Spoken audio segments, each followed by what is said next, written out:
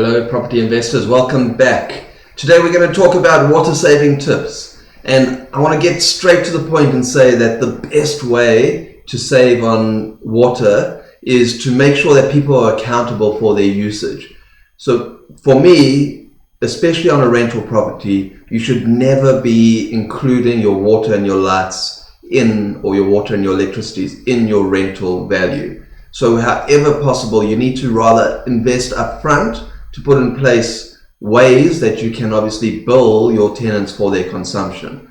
So a very good starting point on that is to obviously have meters that are then recording how much is being consumed for that tenant themselves, to make sure that they're responsible for paying for their consumption. It's very tempting to go, well, hey, my granny cottage that I'm going to rent out, or this apartment that I'm going to rent out, doesn't have a water meter, so therefore I'm just going to include it in the rental amount.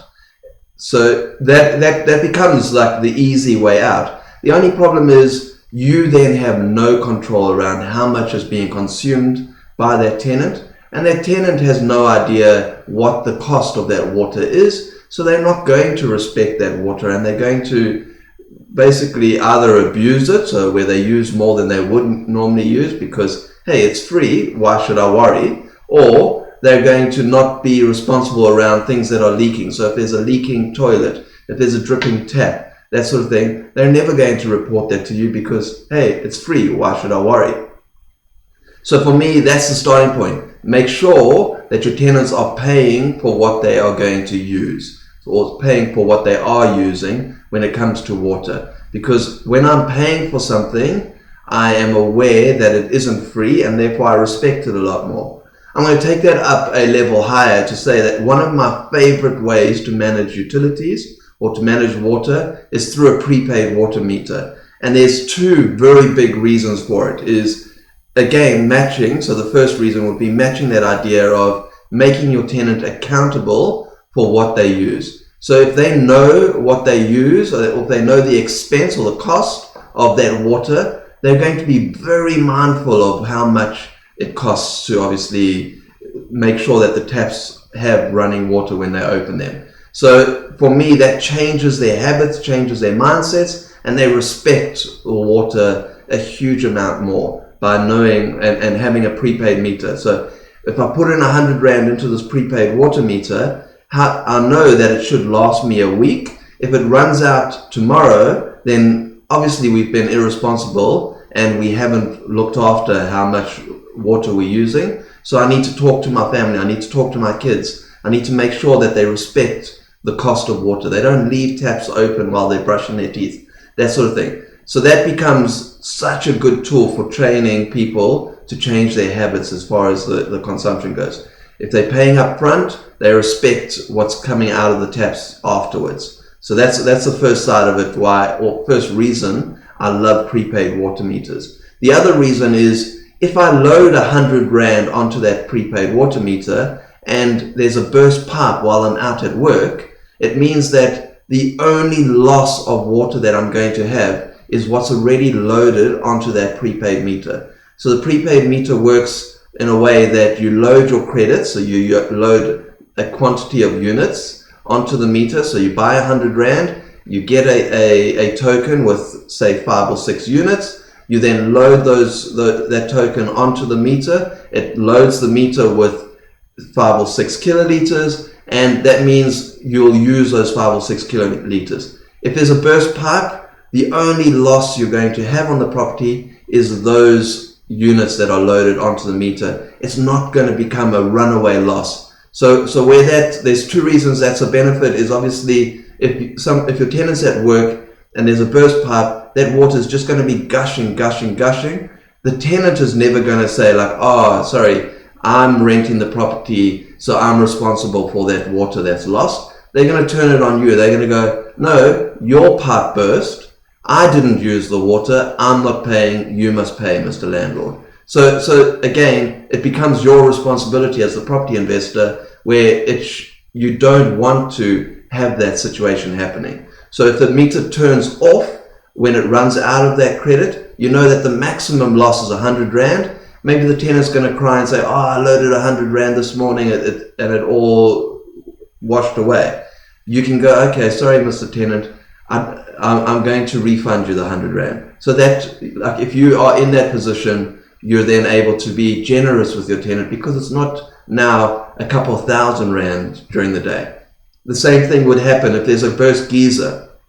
The other benefit to a prepaid meter in this situation is if the burst geyser is in the ceiling, obviously the water is going to continue to flow through that geyser because it's not a pressurized vessel anymore. If it's burst, the water's leaking out of it, and that water's just going to carry on flowing. Whereas when it's a whole geyser that's not burst, it's a pressurized vessel, once it's full, the water stops flowing. But now when it's burst, it just continues to flow. So for me, that becomes a problem because, again, it's just water gushing through it. You're going to be responsible for paying for that wasted water. And then the worst case scenario is maybe the geyser tray, the tray underneath the geyser that catches water in the event that there is a burst geyser, that tray could sometimes end up getting blocked.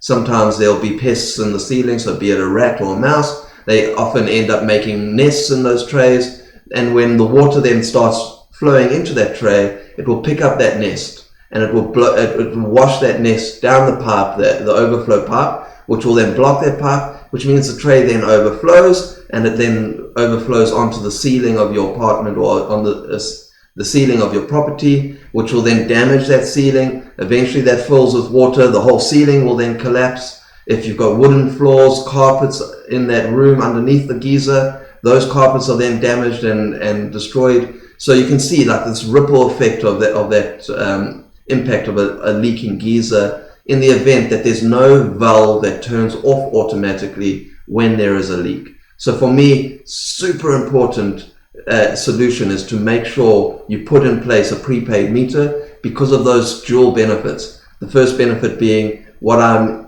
know I'm paying for, I respect more. So obviously you're changing the habits in the tenants. And the second reasoning is if there is something that goes wrong, you now know that it's going to limit the loss, it's going to limit the damage. So I think that's a huge benefit for using prepaid water meters.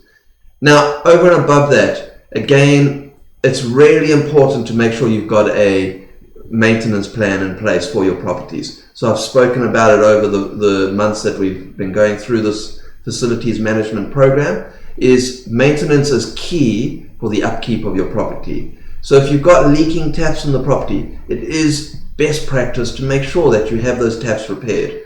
A leaking tap isn't a big job to repair. It is something, and I really do encourage you as a property investor to learn how to replace the rubbers on a tap, or in the newer taps where we've got mixers, learn how to replace the cartridge in those mixers. So you're able to visit the property, oh, there's a leaking tap, go get your tools quickly from your boot, change that rubber in the tap. There we go, the tap's not leaking. That will reduce the impact of a leaking tap. Another more advanced thing that you also need to be able to upskill yourself on would be leaking toilets. So that would be a case of where the float mechanisms in the toilet that actually stops the water when the cistern is full. There'll be sometimes a blockage in the jets or in the float, or there'll be something that causes that automatic switch off on the toilet system to stop working the way it should be. You need to sort of upskill yourself in that as well.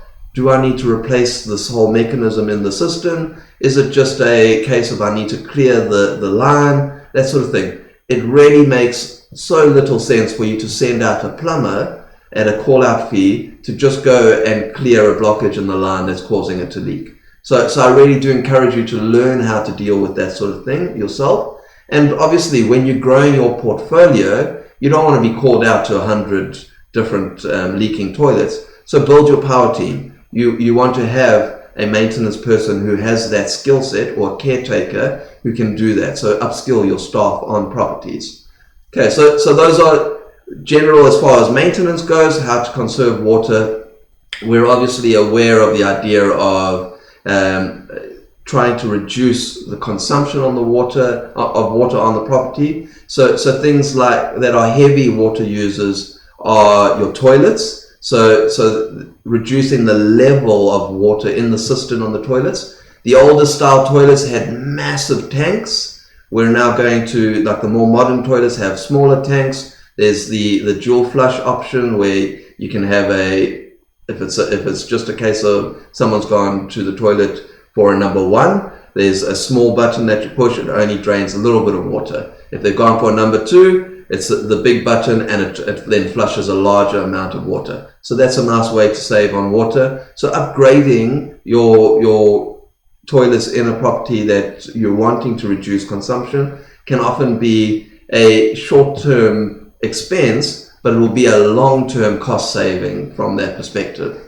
Okay, and then there's also tricks, like people talk about putting bricks into those bigger cisterns. So you're not reducing the volume or the height of the water in that cistern. You're reducing the amount of water that's in the system, because that brick takes up some of the volume in the cistern itself.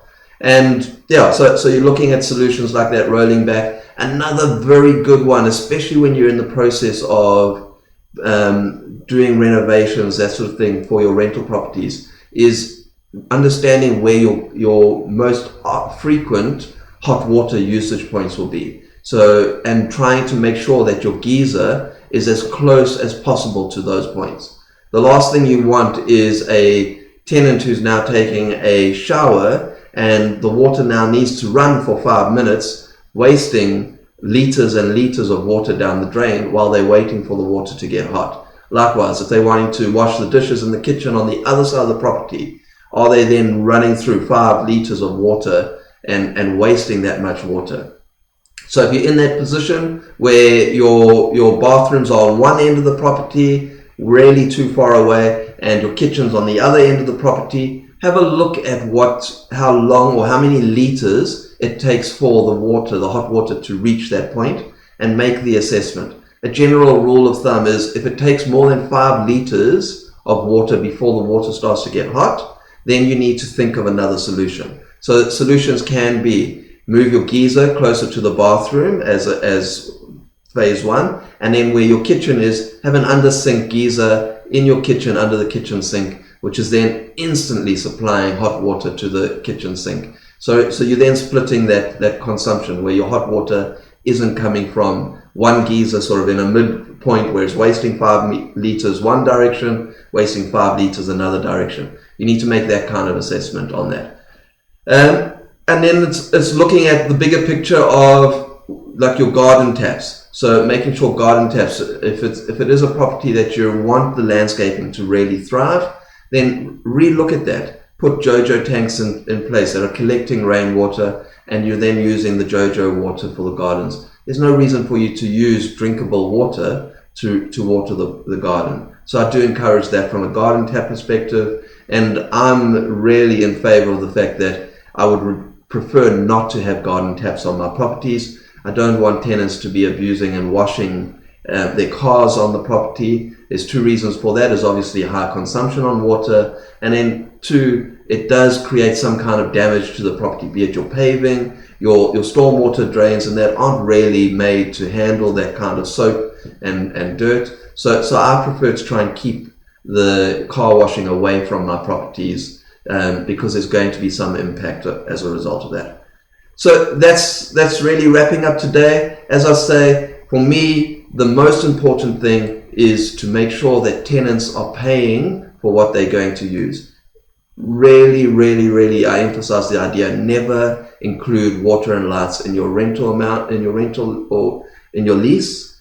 Rather build them separately, make sure your tenants are paying for their water. And for me, the first prize is the prepaid water, because if you pay up front, you're 100% aware of how much each liter of water costs. And if you have an incident where there's a burst pipe, it gives that lock off, that switching off of the water, which a lot of people aren't aware of. If it runs out of credit, it literally turns off the water and no water will flow to the property. So for me, that's a huge benefit. Thank you very much for joining me. I'll see you at the next one.